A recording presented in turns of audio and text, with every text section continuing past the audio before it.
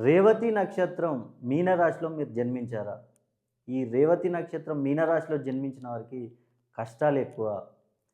వీరు ఎక్కువ కష్టపడుతూ ఉంటారు. కానీ దానికి తగ్గ ప్రతిఫలం అనేది ఉండదు. అదేవిధంగా వీరు ఎప్పుడు చూసినా కూడా రుణ బాధలతో బాధపడుతూ ఉంటారు. ఎంత కష్టపడి సంపాదించినా కూడా డబ్బనేది నిలవదు.